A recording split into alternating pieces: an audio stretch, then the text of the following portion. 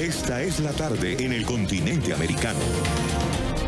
Cuando anochece en Europa y amanece en Asia, así cae la tarde en el continente americano y transcurre la noche y el amanecer en el resto del mundo. La tarde. ¿Qué tal? ¿Cómo están? Bienvenidos a la tarde de NTN 24. Gracias por su preferencia. Las vías de comunicación están abiertas para usted a través de las cuentas de Twitter que aparecen en su pantalla. @ la tarde NTN 24, @ NTN 24, por supuesto. Mi cuenta personal, @ Joely Ramírez. Comenzamos.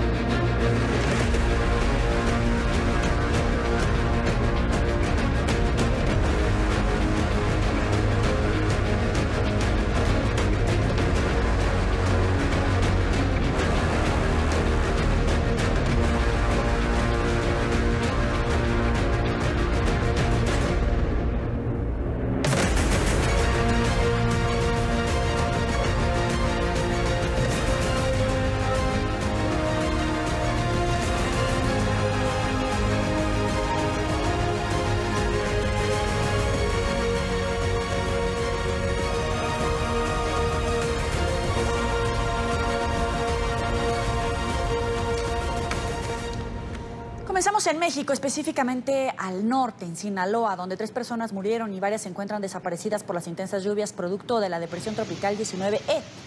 11 municipios también fueron declarados en emergencia.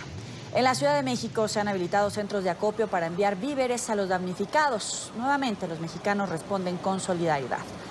Julio Sánchez tiene más información. Adelante, Julio.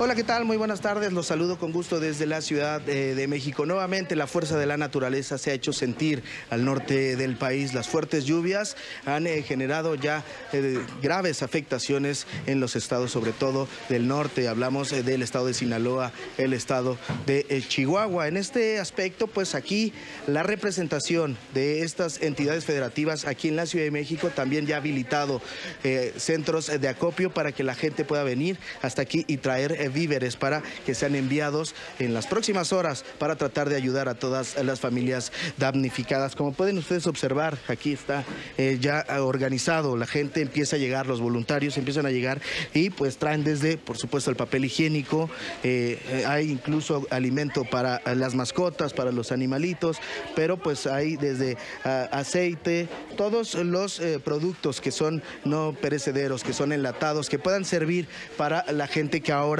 lamentablemente ha perdido todo a causa de las lluvias atípicas. Por supuesto, platicamos con la gente que está ahora encargada de la organización de estos centros de acopio y lo que reconocen, más allá de lo que vienen a traer aquí como producto, sino es el corazón, la solidaridad que nuevamente se hace presente en México. Ha venido muchos jóvenes voluntarios a ayudar a hacer despensas, muchísimas asociaciones, muchos grupos y están apoyando y pues sí, una satisfacción muy grata, o sea, a pesar de la circunstancia difícil, pero pues hay una esperanza, hay un aliento. Mucha gente trae sus donativos con leyendas de ánimo, apoyo, o sea, y pues estamos contentos en ese aspecto, ¿no? Pero sí preocupados y deseando que pronto nuestro estado pues se recupere de esta situación. Y bueno, hemos sido testigos cómo poco a poco llegan hasta este punto coches con familias enteras o incluso camionetas vacías de gente, pero sí de productos, de cajas, con todos estos productos que pueden servir para tratar de ayudar y aligerar la difícil situación que están viviendo nuestros hermanos al norte del país. Platicamos, por supuesto, con algunas de las personas que llegan hasta aquí con el corazón, con las manos llenas para tratar de ayudar. Creo que es importante que todos nos sumemos y bueno, en México el año pasado justo fue lo de los sismos, nos tocó pues la lamentable desgracia en Oaxaca, sobre todo yo soy de Oaxaca y mucha gente ayudó, entonces yo creo que poniendo un granito de arena todos podemos hacer que se lleve los apoyos a estos estados que lo necesitan y a esta gente que lo necesita. No, pues mis papás están sin poder salir de su casa porque viven alrededor del río, entonces es como que todo mundo inundado, ya no va a haber agua, batallando por comida, y es lo que se está viviendo. Este centro de acopio estará habilitado durante todo el fin de semana para seguir recabando toda la ayuda posible que será enviada al norte del país, sobre todo al estado de Sinaloa, que es el que hoy se ve severamente afectado por las lluvias atípicas. También la Cruz Roja Mexicana ha hecho lo propio, ya envió ayuda humanitaria. Las Fuerzas Armadas, el Ejército, la Secretaría de Marina Armada de México están en las labores aplicando el plan DN3, que es el de atención a las familias ante una situación de emergencia. Es decir, México nuevamente, ahora en el contexto del mes de septiembre, que ya es una fecha sensible para todos los mexicanos, nuevamente el asunto, el común denominador de la ayuda, de la solidaridad, se hace presente en nuestro país. Queridos amigos, es la información que tenemos esta tarde desde Ciudad de México. Regresamos con ustedes a los estudios de la tarde. Gracias, muy buena tarde para ti. En esta parte del programa saludamos a José Antonio Castañeda, presidente municipal de Culiacán. Gracias por estar con nosotros, bienvenido. Buenas tardes, a la orden. Para empezar, confirmar las cifras oficiales que tienen en el estado. Se habla de 1.500 personas evacuadas y 3 muertos. ¿Esta información tiene alguna actualización? Bueno, eso se refiere a todo el estado de Sinaloa. ¿Sí? Yo soy el presidente municipal de Culiacán. Sí. La cifra que tenemos ahorita en Culiacán es de una persona fallecida ya confirmada y 3 personas desaparecidas que aún no se encuentran los cuerpos. Tenemos más de 120 colonias damnificadas, 10 sindicaturas con algunas comunidades, y el día de ayer tuvimos que evacuar a más de 300 personas que las remitimos a unos albergues porque no podían estar en sus casas debido a la inundación que tuvieron. Ahora, le quiero preguntar la magnitud, la gravedad, las dificultades que ha representado para el Estado y para el municipio enfrentar esta depresión tropical, porque vemos las imágenes casi apocalípticas, o sea, automóviles arrastrados por el agua, gente sometida a la fuerza de la naturaleza. En Sinaloa, en Culiacán, ¿estaban preparados para una inundación, lluvias torrenciales como las que sufrieron? Bueno, mire, las lluvias atípicas que tuvimos en todo el estado, que afectaron a 11 municipios de Sinaloa, fueron derivados de una tormenta tropical que se formó o atravesó más bien el Golfo de México y que nunca en la historia de 1949 a la fecha había sucedido de esta manera. El pronóstico que teníamos nosotros para el municipio de Culiacán es que iban a ser lluvias moderadas. Sin embargo, este fenómeno meteorológico se estacionó durante 3 horas sobre Culiacán, y eso fue lo que ocasionó que hubiera más de 345 milímetros de lluvia, que se acumuló mucho más en las últimas 3 horas, de las 8 de la mañana a las 11, y ocasionó que los arroyos, los ríos no fueran suficientes para desfogar el agua y que ocasionara que se inundaran 120 colonias. ¿Y había manera de reaccionar si hubiera habido una alerta puntual? Porque entiendo que había un pronóstico de lluvias moderadas, pero no sé si faltó información, coordinación o si faltó algo en realidad entre todos los eslabones de gobierno para atender una emergencia de esta magnitud. En el caso de Culiacán, el pronóstico que teníamos, como dije hace unos momentos, era de que iban a ser lluvias moderadas. Pero independientemente que hubiera habido el pronóstico que iban a ser lluvias torrenciales, hubiera pasado lo mismo en cuanto a las inundaciones. Tal vez hubiera sido menos la afectación en cuanto a los vehículos, porque si bien es cierto, fueron más de 65 vehículos que arrastraron los arroyos y que a final de cuentas tuvimos que rescatar posteriormente, pero afortunadamente no tuvimos ninguna persona fallecida a causa de ese tipo de arrastre en los vehículos. Sí, las 3 personas que aún no encontramos, las 3 mujeres, iban caminando por un costado de un arroyo y la banqueta se desmoronó y fueron atrapadas por la corriente, y hemos estado buscándolas, pero aún no se han localizado las personas. ¿Cuánto tiempo les puede llevar a atender esta emergencia? En este momento el gobierno ya hizo la declaratoria de emergencia de 11 municipios y con eso se liberan los recursos para atención de emergencias. ¿Cuánto tiempo les puede llevar esta recuperación?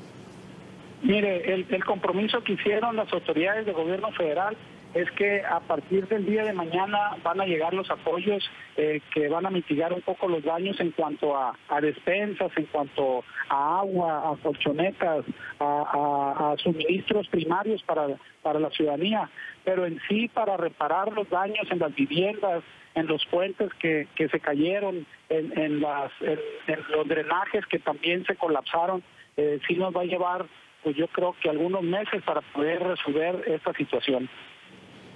Y estas cifras en Culiacán pueden ser mucho peores porque vemos las imágenes y la verdad es que sorprende que solamente hasta el momento se haya reportado un muerto, por fortuna, por supuesto, y estas 3 personas desaparecidas, que la emergencia, que los datos de personas fallecidas no sean tan graves como podría esperarse. Pero esta cifra puede incrementarse con el paso de los tiempos, incluso por enfermedades derivadas de estas inundaciones. Mire, en el caso de la persona que falleció, que está corroborada, fue por una descarga eléctrica. Eso tal vez se pudo evitar. En el caso de las 3 personas que aún no encontramos, yo espero todavía y tengo fe en Dios que se puedan encontrar con vida. Definitivamente que influyó mucho en no tener más números de personas damnificadas o que hayan fallecido.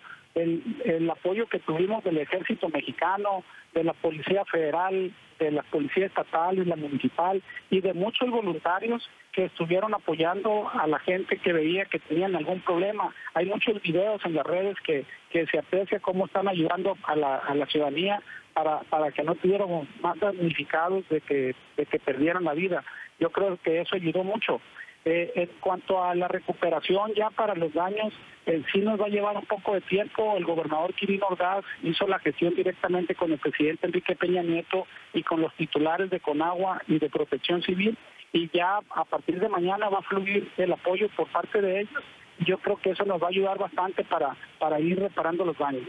Ahora, quisiera preguntarle, ustedes han sostenido una reunión con entre los 11 municipios que han sido declarados como zona de emergencia, porque tenemos información que, por ejemplo, en Los Mochis, en Ahome, en otros municipios, en otras ciudades, la situación es más grave. ¿Qué es lo que han compartido entre las autoridades de su nivel y a más alto nivel, incluso con el Estado y con el gobierno federal, respecto a cómo se encuentra el Estado de Sinaloa en este momento? Mire, el día de ayer por la noche tuvimos una reunión convocada por el gobernador Quirino Ordaz y estuvieron presentes diferentes funcionarios a nivel federal, a nivel estatal y a nivel municipal. Ahí hubo mucha coordinación, incluso acudimos a una de las sindicaturas ayer ya muy noche, regresamos de allá a las 2 de la mañana, acudimos a un albergue y hemos visto la solidaridad de la gente, cómo está dispuesta a apoyar. A pesar de que también sufrieron algún daño, han estado apoyando a los vecinos y eso yo creo que nos ha ayudado bastante para que no sean más graves los daños.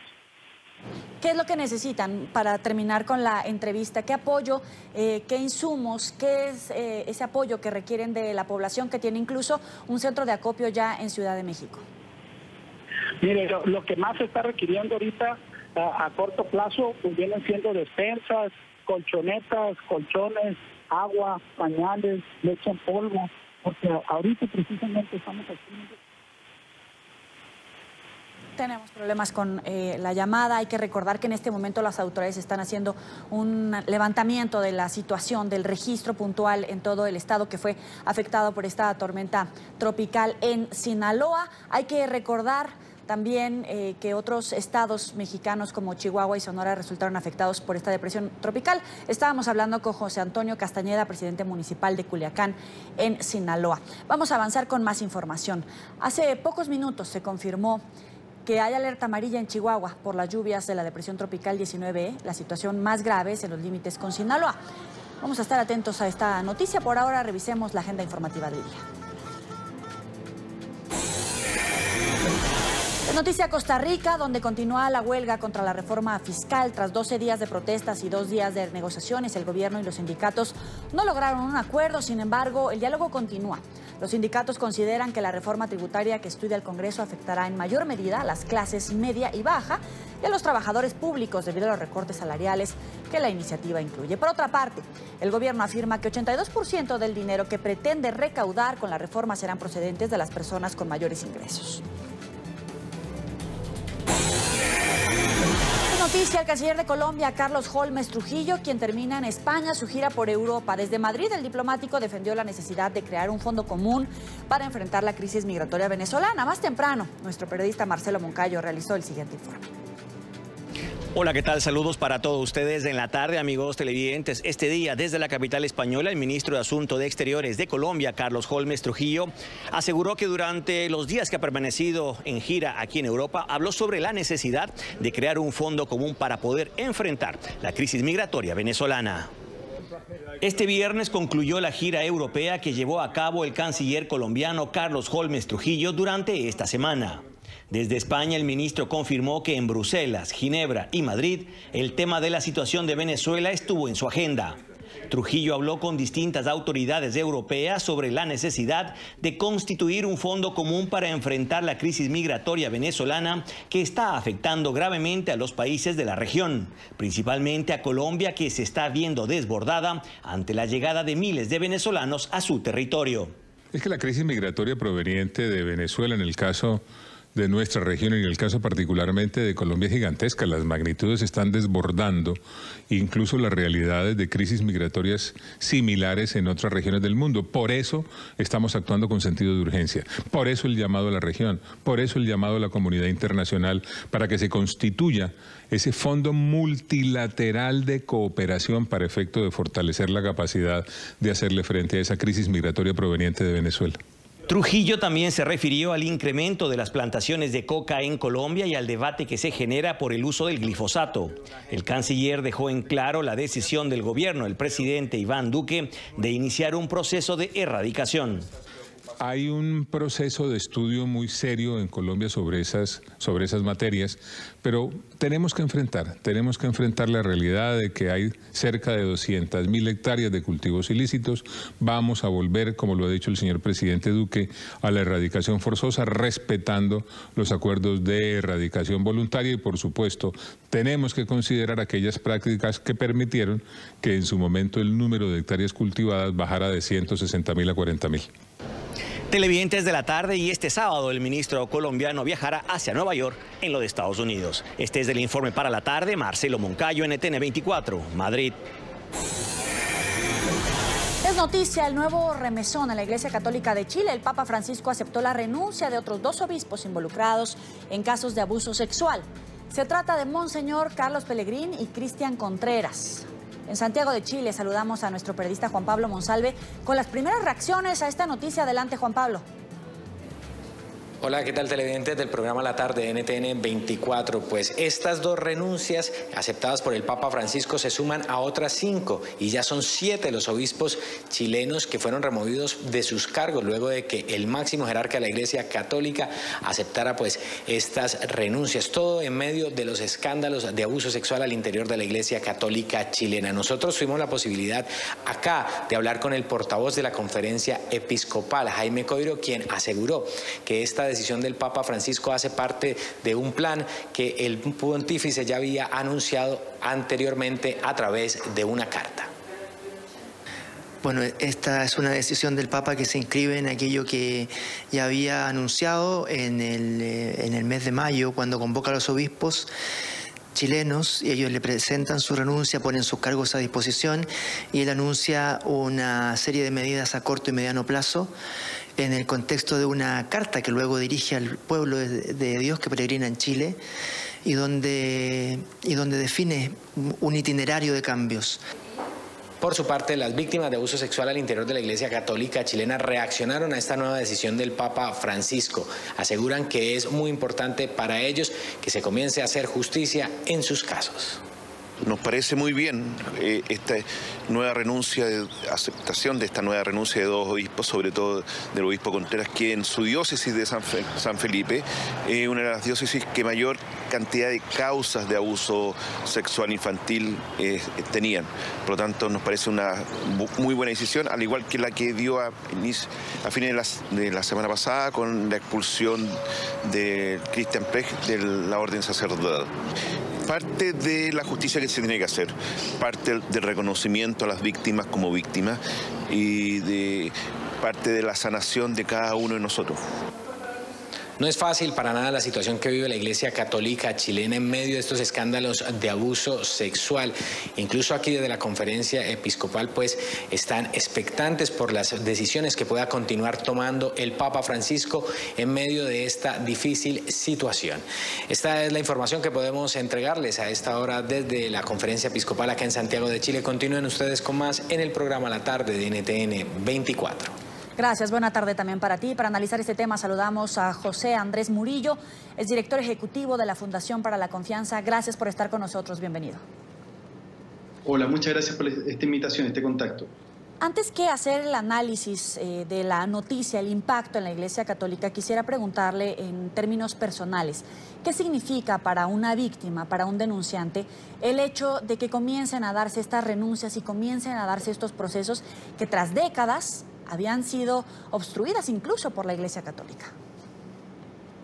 Mira, no solamente incluso, sino sobre todo por la Iglesia Católica. Nosotros estamos llevando esta pelea, esta lucha por acabar con el abuso sexual infantil, especialmente en contextos clericales, a partir de experiencias personales que hemos tenido, al menos desde el año 98 o el año 2003, que donde fueron las primeras cartas oficiales que se le enviaron al cardenal Errázuriz, que es uno de los cardenales que ha sido cercano además al Papa y lo ha apoyado en este grupo de cardenales que están por la reforma al clero, ¿no? El hecho de que hoy día haya una acción casi en conjunto entre el Estado del Vaticano y el Estado chileno, por ejemplo, y también sabemos que en otros lugares también, por ejemplo, en Australia, en Estados Unidos, en Alemania, y se le van a otros países también, donde el abuso sexual infantil y el encubrimiento, que es tanto o más grave que el propio abuso sexual, han sido realmente una epidemia y se han mostrado que fueron encubiertos, fueron cómplices las autoridades y las víctimas no guardaron silencio, sino que fueron silenciadas.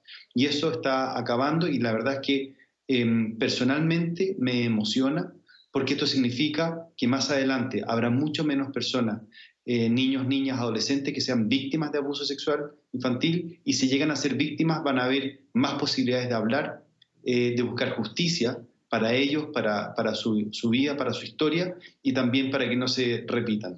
Usted dice que en un futuro niños, niñas, adolescentes pueden estar más respaldadas. ¿Qué le hace falta también a la sociedad, en este caso chilena en su conjunto, para evitar que haya más víctimas de este tipo de abusos?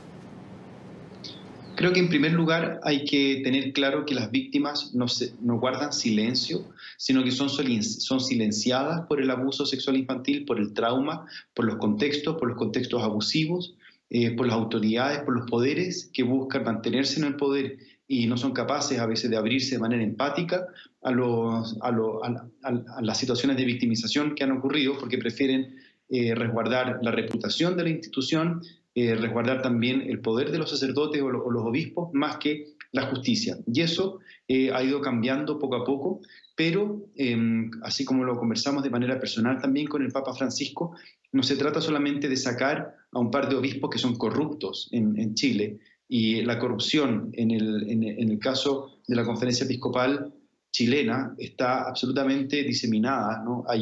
Todos los obispos fueron parte del silencio cómplice ante el abuso sexual infantil o directamente han sido abusadores o encubridores. Y aquí no se trata solamente de sacar a los obispos y cambiarlos por otros que pueden ser igualmente corruptos, sino de poder cuestionar las estructuras de poder que han hecho posible estos abusos y este encubrimiento. Me parece que ese es el camino correcto a seguir por parte de la Iglesia y también por parte de los países que puedan también obligar, ¿no? por distintos medios a las iglesias, la Iglesia Católica, pero todas las iglesias, todos los grupos religiosos que pueden prestarse para este tipo de abusos, que abran sus archivos y que se transformen realmente en garantes de los derechos de los niños y no en protectores de pedófilos. Ahora, antes de abordar las dos renuncias que fueron aceptadas por el Papa Francisco el día de hoy, quisiera preguntarle, usted se reunió con el Papa Francisco para abordar este caso. ¿Cuáles fueron las palabras? ¿Cuál fue el momento clave, el momento cumbre, para que el Papa Francisco diera un paso adelante y los respaldara en estas denuncias? Con el Papa conversamos. Una de las cosas importantes fueron que yo le pedí enfáticamente y personalmente que la Iglesia Católica se transformara en un refugio para las víctimas y no en un refugio para los abusadores, no en un refugio para los encubridores. Le pedí también que sacaran de la lógica del perdón los abusos sexuales y de la lógica de la sola misericordia y que entraran en la lógica de la corrupción y la justicia. Y me parece que a partir de ese momento, y no lo digo que sea por mí, sino que por los miles de víctimas que han logrado, se han atrevido, que han encontrado más espacios para levantar la voz, para hacer ver sus casos personales, y que además generosamente han querido que esto no vuelva a ocurrir y han tenido que exponer sus historias, sus vidas, muchas veces sus familias, haciendo público situaciones que son traumatizantes, que son tristes, que son vergonzosas, y hoy día y aquí en adelante la verdad es que la vergüenza la tienen que tener los abusadores, los encubridores, y no las víctimas. Y gracias a ellos también ha ido dándose este cambio importante. No ha sido solamente por una voluntad de la Iglesia Católica, sino por la fuerza que han tenido y que hemos tenido miles de víctimas que en el mundo hemos logrado levantar la voz.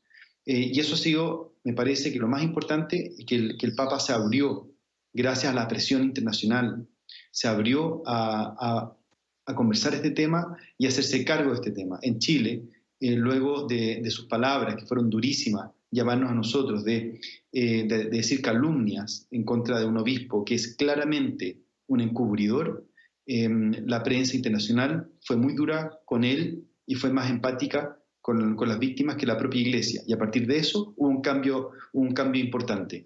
A partir de eso fue que el Papa nos invitó a nosotros no solamente a pedirnos perdón, sino también a escuchar cuáles eran nuestras sugerencias, nuestros consejos para acabar, erradicar el abuso sexual infantil dentro de la Iglesia. Y nuestra petición también fue, ojalá en toda la sociedad, porque esto no es exclusivo de la Iglesia Católica.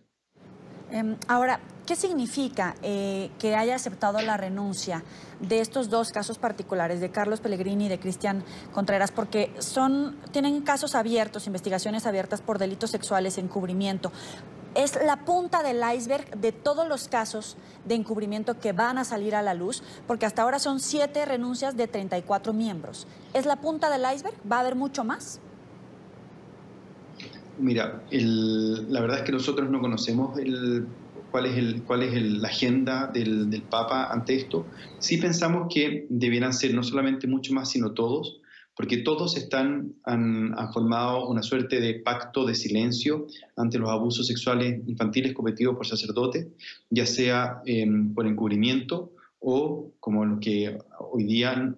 Y ojo que a mí no me gusta tanto el eufemismo de decir que el Papa ha aceptado sus renuncias como si hubiera sido un gesto libre, voluntario de ellos, sino que el Papa los ha expulsado. El Papa les pidió que ellos presentaran su renuncia y hoy día fueron expulsados de sus cargos de administradores pastorales, de obispos, a cargo de una diócesis, y han sido despojados de su poder porque están implicados en casos de abuso sexual infantil y encubrimiento. Y ojo, yo creo que no hay que olvidar, siempre hay que mantener, me parece, la claridad de lo grave que son estos hechos. Estamos hablando probablemente de uno de los delitos más inaceptables, vergonzosos que puede cometer una persona, porque están utilizando un poder, una autoridad que les fue entregada por la sociedad para proteger, para cuidar, para acompañar niños en un proceso de fe, y sin embargo utilizaron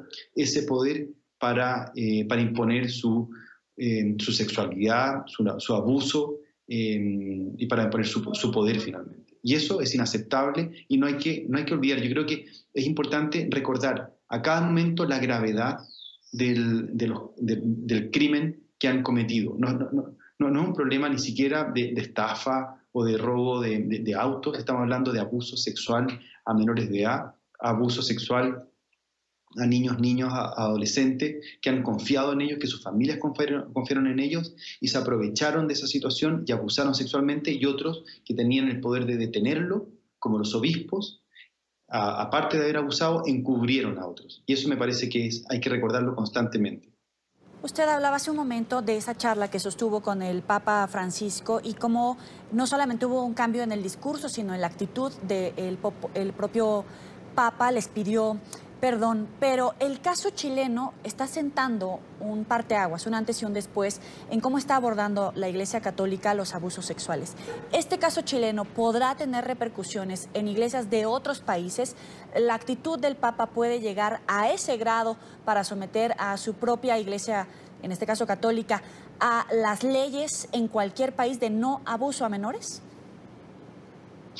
Mira, me parece que la crisis que se ha desatado al abrirse públicamente la cantidad de abusos sexuales infantiles no tiene una solución rápida, ni técnica, ni instantánea, sino que es una crisis que ellos mismos como institución tienen que vivir profundamente para ser capaces, primero, de cambiar estructuras de poder interna, y segundo, para enviar a la justicia local criminal todos y cada uno de los casos de abuso, complicidad y encubrimiento. Eso es nuevo y en las últimas cartas del Papa ha estado explícitamente sugerido y mandado, ¿no? Aquí los casos tienen que ser enviados a la justicia criminal local, y los casos no solamente de abuso, sino también de encubrimiento. Y por último, aquí las últimas cartas del Papa hablan sobre la imprescriptibilidad de los delitos de abuso sexual cometidos contra menores de edad, cosa que en nuestro país estamos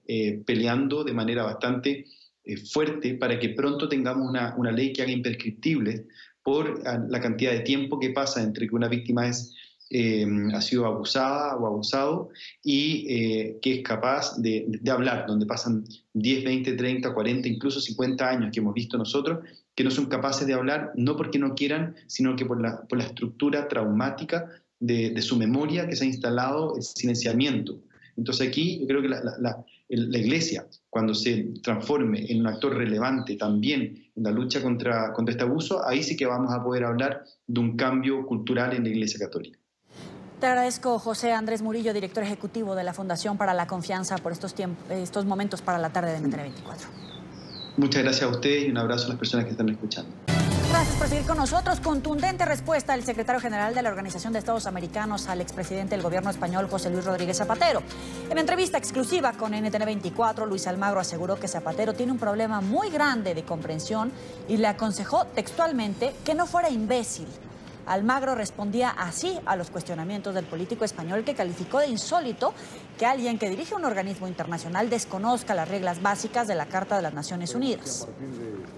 Resulta insólito que alguien que dirige un organismo internacional desconozca las reglas básicas de la Carta de Naciones Unidas y de la legislación por la cual se regula el uso de la fuerza, que solo puede ser autorizado por el Consejo de Seguridad Nacional, del Consejo de Seguridad de Naciones Unidas, en una serie de supuestos. Es decir, esta es una doctrina, la de las intervenciones militares unilaterales, es una doctrina insostenible, arcaica, de posiciones que no son radicalmente incompatibles.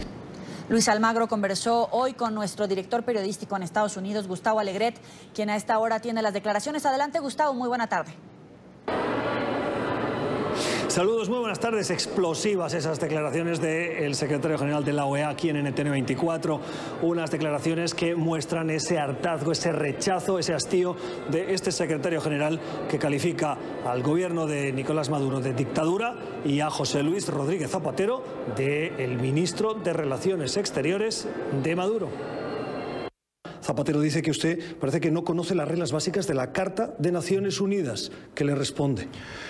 En primer lugar, nosotros hemos dejado claro ya, esta es la 7ª vez que aclaramos que estamos en contra de la ilegitimidad de cualquier intervención armada, ataque militar, agresión, invasión. Definitivamente esos son postulados básicos de la Organización de Estados Americanos. Nuestras opciones, las que hemos manejado, son en perfecta consonancia con el derecho internacional público y con el derecho interamericano. Tienen que ver con la responsabilidad de proteger, tienen que ver con el derecho internacional humanitario, tienen que ver con la responsabilidad penal internacional. Pero además, el señor Zapatero y yo hemos estado en veredas diferentes todo este tiempo. El señor Zapatero ha estado luchando a favor de la dictadura venezolana en el año 2016, 2017, 2018. Yo he estado luchando en contra de la dictadura venezolana todo este tiempo. Por otra parte, me extraña que el señor Zapatero no haga referencia a mis aclaraciones anteriores. Usted sabe que estoy midiendo grados de invisibilidad que tienen que ver con cuántas aclaraciones necesita la gente para entender lo que dije. Definitivamente el señor Zapatero está en el grado más alto de invisibilidad actualmente porque ha necesitado 7 explicaciones para entender y vamos a ver si luego de esta explicación también lo entiende. ¿Es imbécil el señor Zapatero? El señor Zapatero definitivamente tiene un problema muy grande de comprensión y que podemos definirlo de distintas categorías. Eso, yo hice una referencia a grados de invisibilidad por hacer referencia a esas incapacidades de comprensión, porque cuántas veces uno tiene que aclarar algo para que eso no pase. Pues mi consejo es un consejo nada más, que no sea imbécil. Eso es muy importante, es un consejo importante, es un consejo bueno, que creo que le puede hacer mucho bien. Por otra parte, defender una dictadura como lo ha hecho él, 2016, 2017, 2018, eso sí que es ser un político perimido, arcaico y anacrónico. También hay dejos ahí de vestigios de corrupción política, ahí hay vestigios de indignidad política, porque si no definitivamente nadie puede hacer eso. ¿Por qué cree que el señor Zapatero está adoptando esa posición? Porque viene haciéndole mandados al régimen desde el 2016. Lo único que vemos del señor Zapatero son favores a la dictadura venezolana. El señor Zapatero es el ministro de Relaciones Exteriores de la dictadura venezolana, es el que vende a la dictadura venezolana en la Unión Europea y el que trata de vender la dictadura venezolana en dinámicas internacionales. Es completamente inaceptable e indigno para cualquier político, pero, o sea, definitivamente no nos llama la atención a esta altura, ¿no? Obviamente. El señor Zapatero también ha dicho en las últimas horas que las sanciones de Estados Unidos están perjudicando a los venezolanos. Eso es todavía más grave que lo anterior que dije, ¿no? O sea, agrava la situación. Tantas dificultades de comprensión no se puede tener. Si usted ve las sanciones que han aplicado Unión Europea, Estados Unidos, Canadá, países latinoamericanos a la dictadura venezolana, tienen que ver con narcotraficantes y corrupción, congelamiento de fondos de narcotraficantes, como el vicepresidente Tarek El Aissami, presos en Nueva York por narcotráfico como los sobrinos del presidente y obviamente los recursos que provienen de ahí, recursos provenientes de la corrupción en Venezuela. Entonces, y los testaferros que tienen que ver con esa corrupción y con ese narcotráfico. ¿Está defendiendo el señor Zapatero eso? ¿Está defendiendo el descongelamiento de los fondos provenientes del narcotráfico de los dictadores venezolanos? ¿Está defendiendo el descongelamiento de los fondos provenientes de la corrupción, dinero que pertenece al pueblo venezolano por parte de los dictadores del régimen bolivariano? Eso es completamente inaceptable. Yo no recuerdo tanta indignidad política en una persona. Son conocidas de hace tiempo esas diferencias que tienen Almagro, no solo con el madurismo, sino particularmente con José Luis Rodríguez Zapatero. Lo que sí es una novedad sorprendente en el mundo diplomático es el escalamiento en el uso de los términos que superan líneas de calificativos personales como los que hemos escuchado. Es un paso más en esa tensión que gira en torno a Venezuela y que desde esta Secretaría General ven con mucha preocupación. Desde la sede de la OEA en Washington, Gustavo Alegret para la tarde de NTN 24. Gracias, Gustavo. Y por otro lado, el presidente estadounidense Donald Trump cuestiona las declaraciones de la presunta víctima sexual por su nominado a la Corte Suprema, Brett Kavanaugh. El mandatario citó por primera vez a Christine Blasey Ford en su cuenta de Twitter, alegando que, de ser ciertas sus acusaciones, Trump quiere ver un reporte policial sobre los hechos. Emiliana Molina tiene más información. Adelante. Hola, ¿qué tal? Muy buenas tardes. Por primera vez el mandatario estadounidense Donald Trump menciona por nombre a la presunta víctima de acoso sexual por su nominado a la Corte Suprema, Brett Kavanaugh. Esto, según Ford, ocurrió hace 36 años en una fiesta cuando ambos eran adolescentes. Ford asegura que Kavanaugh la encerró en un cuarto, le subió el volumen a la música e intentó sobrepasarse sexualmente con ella mientras silenciaba sus gritos. El mandatario estadounidense Donald Trump, quien ha sido acusado de acoso sexual por al menos 16 mujeres, intenta cuestionar la veracidad de la versión de Ford.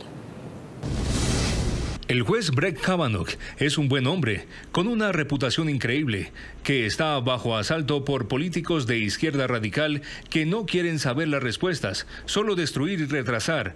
Los hechos no importan, es algo que experimento todos los días en Washington. No tengo dudas de que si el ataque a la doctora Ford fue tan malo como ella dice, se habrían presentado cargos de inmediato con las autoridades locales por ella misma o sus cariñosos padres. Pido que presente esas acusaciones de modo que sepamos fecha, hora y lugar. Los legisladores de la izquierda radical quieren que el FBI se implique ahora. ¿Por qué alguien no llamó al FBI hace 36 años? Legisladores, tanto demócratas como republicanos, aseguran que están dispuestos a escuchar las dos versiones e instan a ambas partes a testificar en frente del Comité Judicial de la Cámara Alta. Este es un nombramiento vitalicio a la Corte Suprema de los Estados Unidos. La persona que tenga esta posición tocará las vidas de cada ser humano en este país. Y es importante que hagamos una revisión exhaustiva antes de que haya cualquier voto. Lo dije antes, si estas alegaciones son ciertas, no podría votar. Creo que sería un factor descalificador, así es como es. Creo que es importante hacer algo que, si no de otra manera, se mandaría un mensaje terrible a los jóvenes y mujeres de este país, sea que estén en la escuela privada o pública. Es un mensaje horrible, que está bien salirse con la suya y hacer eso sabiendo que uno posiblemente pueda superarlo y llegar a la Corte Suprema. Desde el principio, estas son alegaciones bastante serias y ella merece ser oída. Ahora se le ha dado una oportunidad para hablar en frente del Comité Jurídico del Senado y responder preguntas, y realmente espero que ella no pase esa oportunidad. Ella estará siendo representada por un consejero y creo que es importante que escuchemos tanto de la profesora Ford y del juez Kavanaugh. Hasta hoy, Trump había intentado contener sus palabras y evitar nombrar a Ford por su nombre. Mientras tanto, los conservadores intentan sentar a Kavanaugh ante el Supremo antes de los comicios legislativos del 6 de noviembre, pues aquí en estas elecciones ambas ramas del Congreso podrían perder la mayoría republicana. Desde Washington, Emiliana Molina, regreso al Centro Internacional de Noticias. Gracias, Emiliana. Y en otras noticias, el ataque con arma blanca dentro de una guardería de recién nacidos conmociona a un tranquilo sector residencial del condado de Queens, en el este de la ciudad de Nueva York. Una trabajadora del lugar sería la responsable de este hecho. Momentos de pánico se vivieron la madrugada de este viernes en una guardería en el distrito de Queens, en Nueva York. Aproximadamente a las 4 de la mañana, hora local, los servicios de emergencia atendieron el llamado de los vecinos de la localidad, que reportaban gritos de auxilio y llanto desesperado provenientes del centro de cuidado infantil. Una mujer de 52 años apuñaló a 3 bebés y 2 adultos que se encontraban en el lugar. La menor de las víctimas tiene tan solo 3 días de nacido. Uno de los niños recibió laceraciones en su abdomen y otro en su labio, oreja y mentón. Una de las trabajadoras de la institución fue apuñalada 8 veces. A su llegada, los miembros uniformados del servicio encontraron a varias personas con heridas de arma blanca. 3 de las personas eran bebés, desde los 3 días hasta 1 mes de edad. Una mujer adulta sufrió múltiples heridas de arma blanca en el torso y un adulto. El hombre recibió una herida de arma blanca, sufrió una lesión en la pierna. La presunta agresora fue hallada en el sótano del inmueble con una herida en su muñeca, por lo que presumen que habría tratado de quitarse la vida. De inmediato fue trasladada a un hospital donde permanece bajo custodia policial. Algunos de los heridos se encuentran en condición crítica pero estable según el informe médico. Hasta el momento se desconocen las motivaciones del ataque y no ha sido aclarado si la guardería, que estaba ubicada en un apartamento que también funcionaba como residencia, contaba con permiso laboral. NTN 24 está en el lugar de la noticia haciendo seguimiento a esta historia. Alejandro Rincón tiene más información. Alejandro, adelante.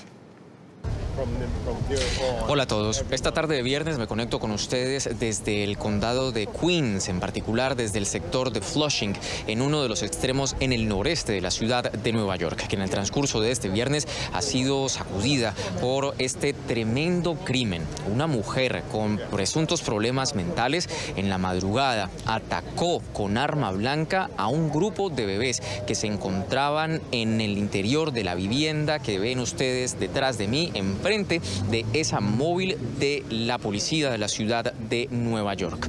Aun cuando todo este episodio es materia de investigación, dado que no se conoce exactamente qué fue lo que llevó a esa mujer de 52 años a atacar a esos bebés, hay una precisión muy importante establecida ya por las autoridades locales. Este lugar donde se encontraban los bebés en cuidado durante la noche, la madrugada, no tenía licencia para operar.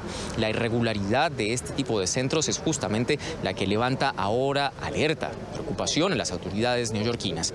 Aun cuando en esta comunidad viven predominantemente asiáticos, hay algunos latinos. NTN 24 colectó esas reacciones de quienes obviamente no salen de su sorpresa por lo sucedido. Me da terror y también me da mucho más, o sea, me da en el pensamiento que hay que tener tanta precaución donde uno deja a sus niños. Soy padre de 4 hijos y lo primero, si le encuentran a la señora, si ya está presa, para mí la pena de muerte. Nueva York debería tener ya la pena de muerte para ese tipo de crímenes. Pues de ellos, Dios mío, esa mujer está loca. No se tocó el corazón para hacer semejante barbaridad. Esa mujer no tiene corazón, la verdad. Muy triste. De acuerdo con las autoridades locales, ese centro de cuidados se publicitaba en internet bajo el nombre de Meibao y allí mismo en las redes sociales se decía que tenían toda la documentación necesaria para poder operar y proveer este tipo de servicios a la comunidad. Sin embargo, eso es lo que ahora tratan de esclarecer las autoridades, dado que, ojo, de momento, insistimos, reiteramos, este centro de cuidado al parecer operaba ilegalmente. En la comunidad china, sin embargo, suele ser habitual esto, de acuerdo con lo que explicaban oficiales electos más temprano este viernes. Las mamás, cuando acaban de dar a luz, vienen a lugares como estos para que sus bebés tengan cuidado al nacer y sobre todo para que ellas puedan recuperarse durante un mes. Y eso les explica sobre todo el por qué ninguno de los 3 bebés afectados tenía más de un mes de vida. Las autoridades entregaron también las siguientes precisiones sobre este caso. Todos están vivos y estables en el hospital. Esta es una casa de 3 pisos con un sótano y se nos dijo que algunas de las madres de los bebés también estaban quedándose en ese sector. Hay muchas especulaciones y muchas preguntas en curso sobre qué tipo de negocio era este, si había licencias para hacer negocio, y todos esos hechos serán definidos después de una investigación completa. Lo que es claro es que había una mujer de una ascendencia asiática en necesidad, posiblemente con enfermedad mental, y no tenía ninguna razón para estar cerca de infantes, y necesitamos más servicios mentales y acceso a esos servicios en nuestra comunidad. Lo sucedido motiva un importante llamado de atención de los líderes de esta comunidad que piden a quienes viven en el sector de tener conocimiento sobre lugares como este que se cree operan ilegalmente, lo reporten a las autoridades para evitar justamente que incidentes trágicos como este vuelvan a suceder. Todo lo que tenemos para ustedes por ahora desde Nueva York. Continúen con más en la tarde. Como siempre, a través de Twitter estamos leyéndolos y escribiéndonos, así que comuníquense @NTN24, @latardeNTN24, @Joely Ramírez. Vamos a seguir con la información en Venezuela. Está sumergida en una sola protesta. Según el Observatorio de Conflictividad, el descontento de los ciudadanos debido a las políticas del régimen de Nicolás Maduro los mantiene en las calles. Solo en el mes de agosto se registraron 800 protestas en todo el país. Los distintos sectores gremiales no descartan la huelga general como forma de lucha para salir de la crisis. Oliver Fernández tiene el informe. La protesta se incrementó 30% en el mes de agosto. Representantes de los gremios llaman a los ciudadanos a tomar las calles en bloque hasta lograr conquistar el cambio en el sistema de gobierno. El proyecto es unificar todas las protestas que se están haciendo. No podemos seguir con focos de protesta cuando el sentir y el objetivo de todos es recuperar el Estado de Derecho y recuperar los derechos humanos que se nos han violentado. Mantener el restablecimiento de esta Constitución. Nuestras reivindicaciones y nuestros derechos se han visto ahora más que nunca afectados con un paquete del gobierno nacional que lo que le aumenta a los trabajadores en un salario se los quita por vía de impuestos, se les quita aumentándole el IVA, se les quita aumentándole la gasolina. Por eso decidimos unirnos y unificar cada una de nuestras luchas en una sola plataforma. Antes del mes de diciembre, la Asamblea Constituyente pudiera tener listo un nuevo texto constitucional, un traje a la medida del gobierno de Nicolás Maduro. Amén de que nosotros desconocemos todo su contenido, porque creo que lo que se ha publicado debe tener un sesgo y no es lo que realmente ha discutido la ilegítima Asamblea Nacional Constituyente, nosotros desconoceremos esa constituyente. Desconocemos ese documento porque el documento vigente, legítimo, aprobado en el año 99 por la mayoría de los venezolanos está aquí. Y para modificar esto tiene que pasar por el concurso y la aprobación de todo el pueblo venezolano. En Venezuela se perdió la calidad de vida. La lucha de los gremios tiene como fin recuperar el bienestar ciudadano. Hacerle el camino menos tortuoso a los que vienen también a formar parte de nuestra familia. Y que los últimos días que nos quedan de vida debemos de tenerlo así como lo esperamos sentir, con una calidad de vida que sea consona con lo que nosotros aspiramos terminar nuestra vida. Los sectores en conflicto decidieron avanzar en una plataforma de lucha. Ya basta de conculcación de derechos, basta de conculcar la Constitución Nacional de la República Bolivariana de Venezuela vigente de 1999. El próximo 24 de septiembre todos los gremios venezolanos se declararán en conflicto y no se descarta una huelga general. Es la información que manejamos desde Caracas y con ella los invitamos a que continúen con más de la tarde. Y a propósito de informes, Amnistía Internacional publicó ayer el informe titulado «Esto no es vida», en el que relata la elevada tasa de homicidios en Venezuela. El documento revela los niveles altísimos de impunidad y el uso excesivo de la fuerza por parte de las autoridades afines al régimen de Nicolás Maduro. De acuerdo con la ONG, Venezuela registra una de las peores situaciones de violencia para un país que no está en guerra. Incluso manifiesta su preocupación por las presuntas ejecuciones que realizan agentes del Estado durante operativos en contra de la delincuencia. En el documento se destaca que la impunidad alcanza 92% en los casos de delitos comunes y 98% para los de violaciones a los derechos humanos. Y según cifras oficiales, esta sí, del Ministerio Público, entre el 2005 y junio del 2017 hubo 8.292 ejecuciones extrajudiciales en Venezuela, una cifra altísima. Por lo tanto, estamos hablando aproximadamente de que el 22% de los homicidios que se cometen en el país los comete el Estado. Primero, la persona ejecutada no constituye ningún peligro para el orden público. Estaba desarmada y las autopsias reflejan, todas las autopsias que hemos consultado fueron disparos en el pecho, el cuello y la cabeza, y las personas estaban en situación de inferioridad, es decir, arrodillados o en un plano inferior a la policía, es decir, arrodillados o acostados. Para analizar este tema saludamos a Nizar El Faqih, abogado especialista en derechos humanos y director general de la ONG ProJuris. Gracias por estar con nosotros, bienvenido. Muchas gracias por la invitación, saludos a toda la audiencia. Hace unos minutos estábamos escuchando la presentación de este informe y daban cuenta de haber identificado un patrón de ejecuciones extrajudiciales, allanamientos ilegales, torturas, disparos en el pecho con personas o que bien eran civiles o bien eran personas en situaciones de vulnerabilidad. Este tipo de documentación y de hechos que recaba en este momento en el informe a través de Amnistía Internacional pueden servir como base penal ante la Corte Penal Internacional contra Nicolás Maduro? Fíjate, la Corte Penal Internacional ha limitado la investigación que está llevando a cabo sobre Venezuela a la represión que tuvo lugar desde el año 2017 con ocasión de las protestas, y básicamente el centro de esa investigación de la Corte Penal Internacional es la represión que ha ejercido el gobierno venezolano en contra de los disidentes, en contra de la oposición, en contra de la sociedad que organizada ha salido a protestar para reclamar sus derechos, para reclamar un cambio de rumbo en el país. De modo que, bueno, ese es el centro de esa investigación. Eso no quiere decir, y por eso es muy acertada tu pregunta, que elementos como los que nosotros estamos viendo aquí en este informe de Amnistía Internacional puedan también ser parte de la investigación que desarrolla la Fiscalía de la Corte Penal Internacional y que considere que los elementos están dados para poder elevar eso a un proceso penal ante la Corte como tal. De modo que no es descartable que eso sea así, pero en este momento pues la orientación que tiene el informe de Amnistía Internacional es otro. ¿Cuál es la gravedad que en este informe se destaque que el Estado venezolano no garantiza el derecho a la vida tras el alto número de homicidios que se han registrado?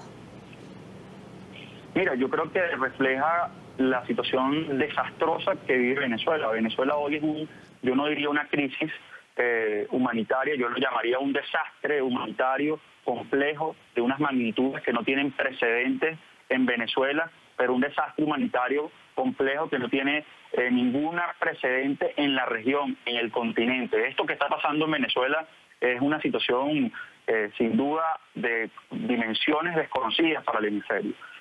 No solamente estamos hablando, como bien lo diagnostica Amnistía en ese informe, de un problema que se da en un contexto de crisis de alimentos, crisis de medicamentos, una crisis de persecución política contra la disidencia, una crisis de falta de institucionalidad democrática, una crisis, bueno, de absoluta carencia de prestación de servicios públicos, sino que además a eso se le agrega la situación de violencia desbordada que hay entre civiles, digamos la delincuencia civil, la delincuencia que atraca a una persona para robarle su dinero, para robarle su quincena, que opera en los barrios o opera en las ciudades, que opera en diferentes estados del país, pero también estamos hablando de la violencia que ejerce el gobierno a través de las Fuerzas Armadas y a través de las fuerzas policiales que controla el gobierno nacional. Estamos hablando de un país en el que 89 por cada 100.000 habitantes es la tasa de homicidio, una tasa de homicidios que triplica la tasa de homicidios de Brasil, que duplica la tasa, que está por encima de la tasa de homicidio de países como El Salvador, que son conocidos históricamente por la violencia que hay en esas sociedades. Pues hoy Venezuela rompe todos los récords en esa materia también. Justamente a nivel regional vemos índices preocupantes de homicidios en Brasil, Colombia, Venezuela, México, El Salvador. En este caso entiendo que es el tercer país con más muertes violentas. Estamos hablando de Venezuela. ¿Cuál es la fortaleza de un Estado y sus instituciones que, si bien responden solamente a las órdenes de un régimen, que no gozan de toda la independencia, tampoco pueden garantizar la vida y la seguridad de sus ciudadanos? Bueno, sin duda pareciera que las prioridades, no pareciera, que hay que ser muy directo en este sentido. El gobierno de Venezuela tiene prioridades muy claras y esas prioridades las ejecuta muy bien. Yo no creo, a diferencia de lo que diagnostica el informe, yo como defensor de derechos humanos, como activista que he estado estos últimos años trabajando con prisioneros políticos y revisando lo que es la persecución estatal, yo no creo que sea una imposibilidad del Estado venezolano, del gobierno, de poder implementar políticas de seguridad apropiadas.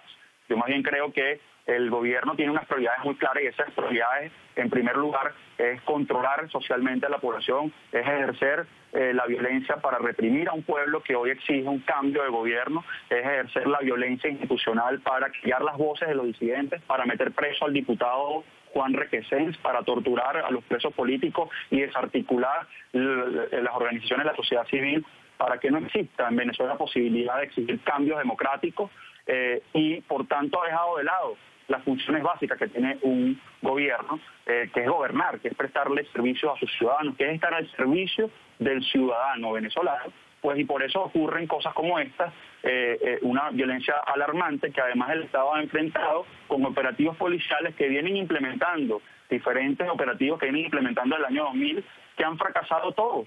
El último que hemos visto ha sido el operativo de liberación del pueblo, OLP, después se le colocó la letra H, OLHP, que son operativos que mayormente priorizan la represión, que priorizan la actividad estatal represiva, en la que funcionarios militares y funcionarios policiales que no están adiestrados para tratar al civil penetran en lugares, sobre todo zonas vulnerables de Venezuela, en donde están sectores populares, sectores donde existe pobreza y pobreza extrema, y sin ningún tipo de control allanan ilegalmente las viviendas, detienen ilegalmente a las personas sin seguir ningún debido proceso, las encarcelan, algunas de ellas han resultado ejecutadas, es decir, asesinadas por funcionarios policiales que luego no responden ante ninguna justicia porque no existen procedimientos para aplicar investigaciones a estos funcionarios, no existen de ninguna manera sanciones para estos funcionarios, de modo que es una situación que tiende a repetirse y que en esa repetición se ha convertido en una espiral que además tiende a agudizarse, a incrementarse. Lo que estamos viendo son los resultados catastróficos que esto está teniendo. Los índices de criminalidad en Venezuela siguen subiendo, mientras que la impunidad ya ronda más del 90%, que además se ha mantenido también de forma sostenida en el tiempo en los últimos años. Nizar, con estos índices en todos los tópicos que has mencionado, ¿estamos ante un punto de no retorno o cuál sería la clave para restablecer el Estado de Derecho, la independencia de las instituciones, etcétera? Mira, sin duda siempre hay posibilidad de mejorar la situación y yo soy un militante de la reconstrucción de nuestro país. Eso pasa, y es mi opinión, pasa por la recuperación de la democracia en el país. Pasa por tanto, un cambio de gobierno. Es un cambio de gobierno en el que existan titulares del Poder Ejecutivo principalmente y de los poderes públicos que estén de cara al país y que reconozcan la inmensa situación catastrófica en materia humanitaria que está viviendo el país para poder atenderla. Creo que hay éxitos en diferentes países del mundo que pueden aplicarse en Venezuela, planes de seguridad como por ejemplo los que nosotros vemos en nuestro país vecino Colombia, en Medellín, por ejemplo, cómo transformaron la ciudad más violenta de ese país en una de las ciudades con mayor sostenibilidad y con mayor paz en materia de índices de violencia de ese país y un caso de estudio en la región. Hay diferentes ejemplos que Venezuela puede seguir para recuperar los espacios públicos, para afrontar la criminalidad no solamente desde la óptica sancionatoria y desde la óptica, de un Estado que reprime, que pone mano dura, sino también desde la óptica de políticas integrales, de recuperación social, de reinserción de las poblaciones más excluidas, de un trabajo en el área de educación, en el área cultural, que son las claves que han funcionado en el mundo para recuperar países, ciudades, localidades que están sumergidas en la violencia. Nada de esto lo escucha el gobierno venezolano, nada de esto lo va a implementar el gobierno venezolano, pero eso no significa que no haya esperanza de cambio, como te digo, un cambio de gobierno, un cambio de régimen que empiece por la recuperación de la democracia, dará pie a que los mejores venezolanos y los mejores expertos puedan sumar sus voluntades para que esta situación tan dramática que vive hoy el país pueda empezar a cambiar en el futuro venezolano. Te agradezco el tiempo para la tarde de NTN 24. Muchas gracias a ti y saludos. Hasta luego. Y por otra parte, hoy en Venezuela, durante una protesta en los alrededores de la sede del Ministerio de Educación, colectivos oficialistas en el centro de Caracas agredieron a periodistas y camarógrafos de varios medios de comunicación. Uno de los colectivos sacó un arma blanca para agredir al reportero de NTN 24, Luis Gonzalo Pérez, quien se defendió con el trípode de la cámara, y al camarógrafo, Argenis Uribe. Entre los medios presentes, además de NTN 24, estaba TV Venezuela y BPI TV, quienes tienen imágenes donde se identifican a los agresores. Vamos a verlas. Ya voy. Estamos en este momento porque está ocurriendo en este momento una situación irregular porque un grupo de prensa que estaba dando cobertura en este momento a esta actividad y esta protesta que se estaba desarrollando el día de hoy fue abordado por algunos miembros de esta autoridad. Recordemos que estábamos en una protesta que se estaba desarrollando acá por el Ministerio de Educación, como indicamos, en una protesta de distintos sectores que se está desarrollando el día de hoy, donde estaban denunciando lo que había sido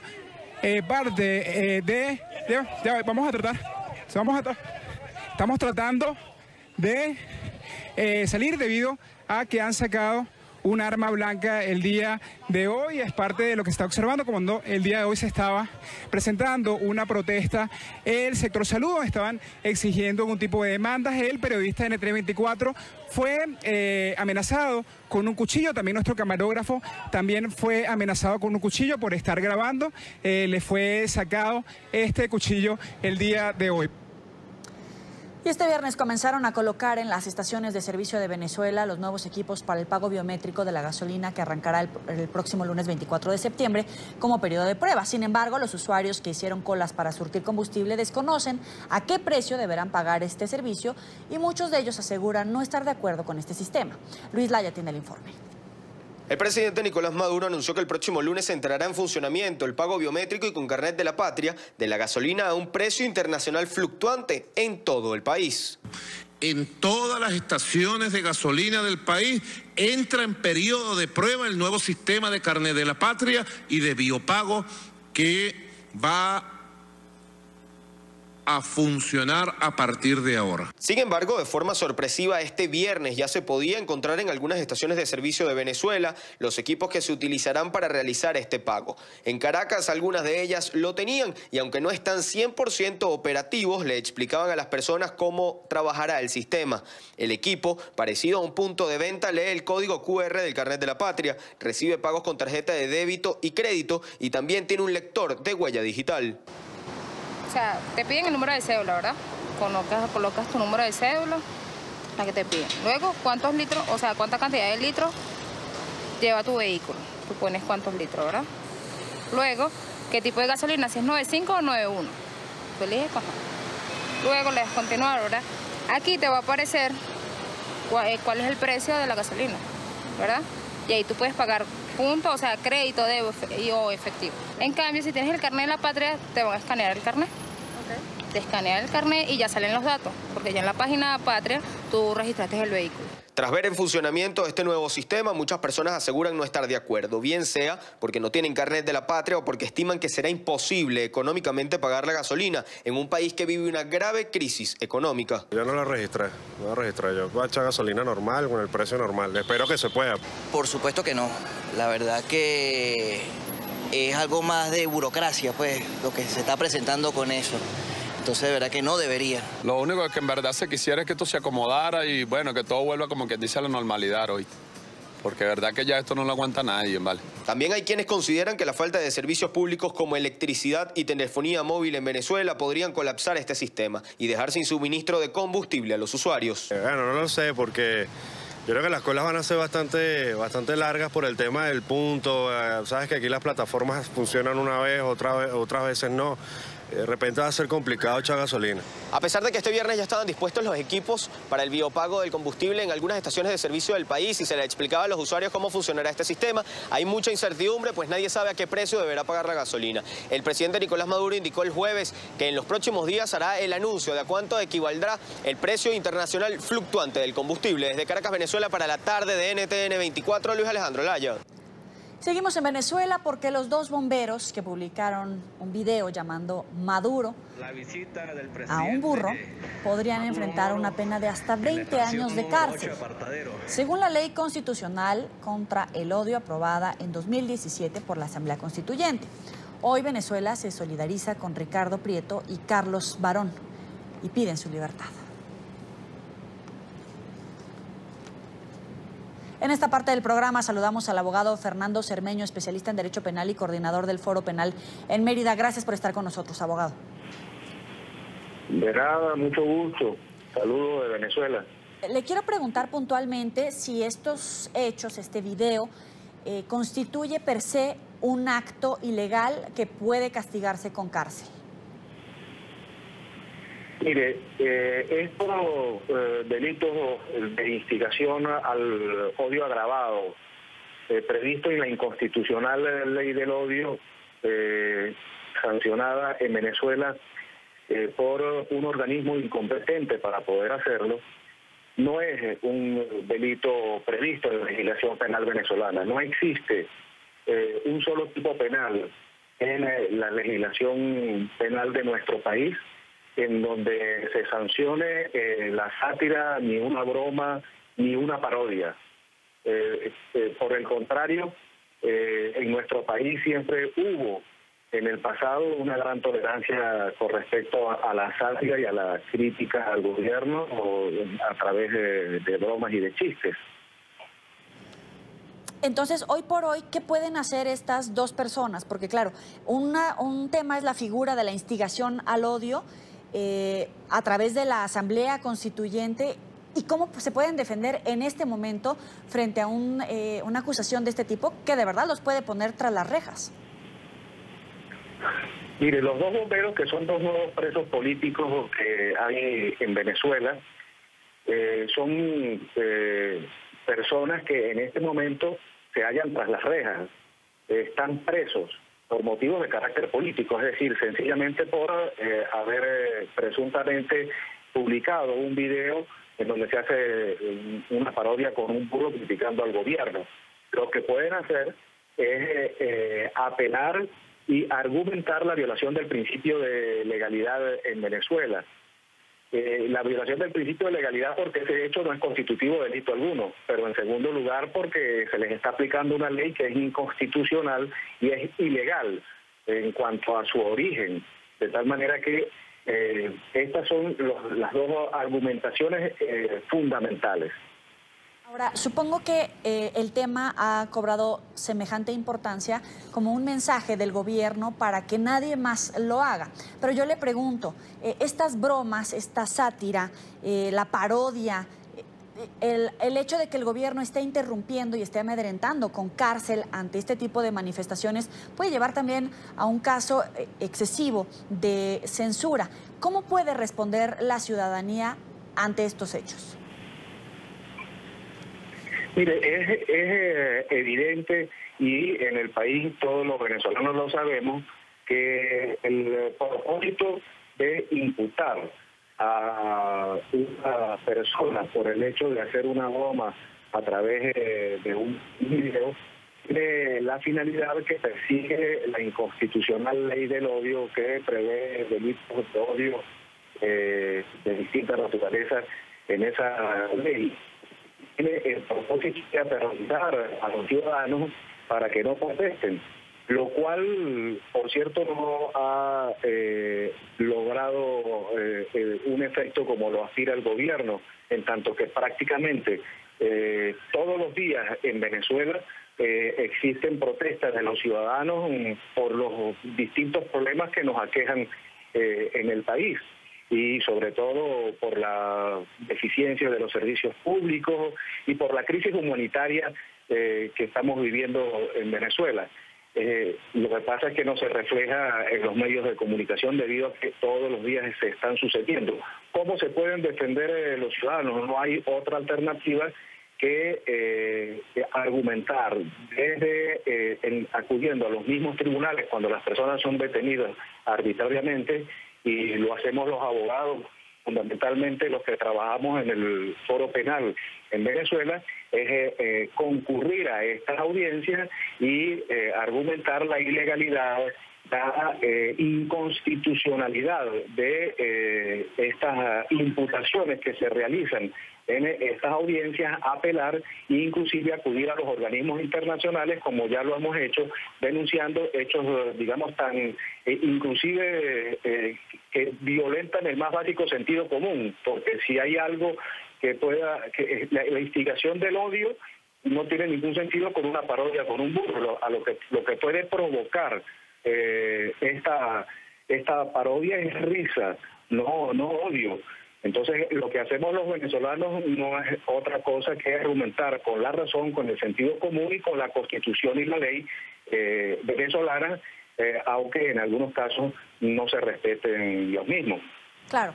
Ahora, hay una campaña en redes sociales y quisiera ver algunas imágenes de cómo se está movilizando la gente con este hashtag "La libertad no se apaga". Es importante que haya cohesión social para enfrentar al régimen, no solamente al gobierno de Nicolás Maduro, sino a todo este entramado institucional para poner tras las rejas a una persona que hace una broma bajo el argumento de que es un acto de instigación al odio. ¿Cuál es la importancia de que los venezolanos se sumen en este tipo de actividades para que no se sigan cometiendo actos de injusticia como este? Mire, es significativo el que todos los venezolanos se incorporen a estas campañas de denuncias de violaciones de derechos humanos y de protestas por estas arbitrariedades que desde el gobierno nacional se desarrollan contra los ciudadanos por el hecho de disentir, porque pone en evidencia los niveles de abuso de autoridad que desde el poder se están desarrollando en el país. La ley del odio todos sabemos que es un instrumento que tiene el propósito de amedrentar a los ciudadanos para que no protesten. Ya en el país, en la medida que hay mayor conciencia que no nos vamos a quedar callados o que los venezolanos lo que estamos es sufriendo este programa, esa estrategia para aterrorizarnos, en la medida en que tengamos conciencia que si detienen a las personas, instituciones, ONG como el Foro Penal, vamos a estar presentes defendiendo en los tribunales, pero además visualizando a las víctimas de violaciones de derechos humanos, que en el país actualmente hay más de 230 presos políticos y más de 7.000 personas sometidas a procesos penales injustos con libertad condicional. Es decir, esto no es que sucede hoy. Los dos bomberos nuevos presos políticos de Mérida, Venezuela, que son los últimos que han metido presos aquí en este estado, pero esto viene sucediendo de manera sistemática. Lo que debemos hacer es no abandonar la razón y los ciudadanos deben, digamos, poder estar conscientes que el Foro Penal y una cantidad de abogados, defensores de derechos humanos en el país, estamos pendientes, no nos vamos a quedar callados, vamos a denunciar los hechos a nivel nacional e internacional y vamos a acudir a los tribunales para dejar sentados en las actas de los tribunales lo que esté sucediendo en esa audiencia y argumentando desde el punto de vista estrictamente jurídico. Le agradezco a Fernando Cermeño, especialista en Derecho Penal y coordinador del Foro Penal en Mérida. Gracias por estar con nosotros.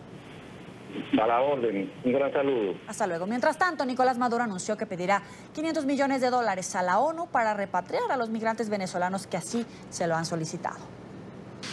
Yo le voy a solicitar que me consiga $500 millones para traerme en el plan Vuelta a la Patria a todos los migrantes que se fueron de Venezuela que quieran regresar. Todos quieren regresar. Yo le voy a pedir el apoyo a la ONU, $500 millones a la ONU para pagar a los aviones, que cuesta plata, para alquilar una flota de aviones y traerme de Perú. Se inscribieron 5.000 venezolanos al día de hoy. Necesitamos una flota de aviones para traérnoslos. No me los voy a traer a pie. Gracias por seguir con nosotros. Colombia, Venezuela y México son 3 de los países menos pacíficos del mundo, de acuerdo a la clasificación del Índice de Paz Mundial, que sitúa a Colombia en la posición 145, a Venezuela en el puesto 143 y México aparece en el puesto 140 de 163 países. Mientras que en la región Chile ocupa el puesto 28 entre las naciones más pacíficas del mundo. Este informe fue emitido hoy con motivo del Día Mundial de la Paz. Cabe destacar algunos índices como el número de muertos, que en México se ha triplicado. Por supuesto, el índice de impunidad, que llega al 90% de los casos, tanto en México como en Venezuela, al número de muertos por armas de fuego en situaciones de conflicto, de crimen organizado, por supuesto, de narcotráfico y drogas, un índice que se refleja en países como México, como Venezuela, por supuesto como Colombia. Y precisamente de estos indicadores vamos a platicar con nuestro invitado de hoy para conocer cuál es la situación que se registra en estos países de América Latina. Alejandro Jiménez, analista de seguridad y periodista especializado en crimen organizado. Gracias por estar con nosotros. Bienvenido.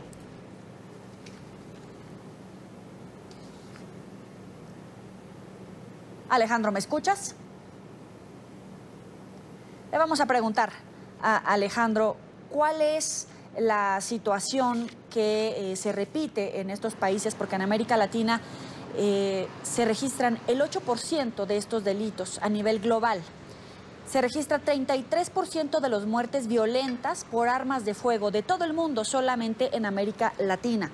Y 1 de cada 3 muertos en estas condiciones, 1 de cada 4, perdón, de cada muerto en estas condiciones se registra en Brasil, Venezuela, México y Colombia. ¿A qué se debe? Esa es la gran pregunta para nuestro invitado de esta tarde. ¿Cuáles también serían las claves del nuevo gobierno en términos de combate a la inseguridad para los gobiernos que están iniciando en Colombia y próximamente en México el próximo 1 de diciembre, pero también un repaso por la situación de pobreza, por la brecha de pobreza y riqueza en estos países, que hay altos índices de desigualdad entre los más ricos y los más pobres. Comenzamos esta entrevista con Alejandro Jiménez. Alejandro, ¿ahora sí me escuchas? Sí, ¿qué tal? Muy buenas tardes. Un saludo a Joel y aquí a tu auditorio. Gracias. ¿A qué se debe que se den estos índices de violencia en Venezuela, México, Brasil y Colombia? ¿Cuál es el factor común en América Latina para que todos estos delitos se cometan en esta región? Por supuesto que la falta de Estado de Derecho, que es común. En el caso de Venezuela, pues como tú ya lo has estado comentando hace unos momentos, pues existe un desgobierno, existe una falta de control y sobre todo mucha represión con respecto a los opositores en una situación de crisis económica tan grave. Esto pues está llevando a niveles de desesperación a la gente y a una respuesta violenta por parte del gobierno venezolano. En el caso colombiano, el fenómeno se está dando por un resurgimiento de los grupos de narcotraficantes y de la criminalidad común que afecta a las personas en su patrimonio, que ya no solamente son los grandes capos que mandan droga hacia México, hacia Europa, hacia Estados Unidos, sino que internamente pues están haciendo de su país pues un botín por esta falta de control y esta falta de derecho. En el caso de México, pues es también lo fallido de las políticas del gobierno actual para poder controlar la criminalidad por la corrupción que hace que los gobiernos de los 3 niveles de gobierno, el presidencial, el de los gobiernos estatales y el de los municipales, pues estén cooptados por la delincuencia organizada. Y en el caso de México particularmente ha cambiado la calidad de las personas que están siendo asesinadas. Fundamentalmente son personas vinculadas a las bandas de criminales que se pelean territorios y la venta de estupefacientes, pero se está dando una modalidad mucho peor, que es muchos muertos secuestrados, muchos muertos que no le pagan derecho de piso o extorsión a los delincuentes y muchos muertos víctimas colaterales en las calles por esas balaceras que cada vez son más a la luz del día. Entonces hemos encontrado que ese aumento de la criminalidad ya no solamente es de las bandas entre ellos, sino que también vemos que la sociedad, en el caso de México, pues está afectando a la población común, a la gente que no se mete con ellos y que no tiene nada que ver con eso. Pero el factor común, el hilo conductor en esto es la falta de Estado de Derecho en estos 3 países. Ahora, mirando hacia el futuro, en Colombia se están viviendo los primeros meses del gobierno del presidente Iván Duque. En México comienza el nuevo gobierno el 1 de diciembre. En Brasil se van a llevar a cabo elecciones en fechas próximas. En estos países, ¿cuáles serían las claves para un nuevo gobierno, pero desde el punto de vista de cómo reducir la pobreza y las brechas de desigualdad entre ricos y pobres, para no solamente hablar de narcotráfico y crimen organizado? Sí, evidentemente es un tema económico. La lógica de los grupos criminales es una lógica económica donde hay una oferta y una demanda y una creciente insatisfacción social por las políticas aplicadas en los últimos tiempos. Eso es muy evidente en el caso de México, ese regreso a viejos gobiernos populistas como lo que representa Andrés Manuel López Obrador, como una búsqueda de algo diferente de lo que ha estado sucediendo en este país durante los últimos 25 años.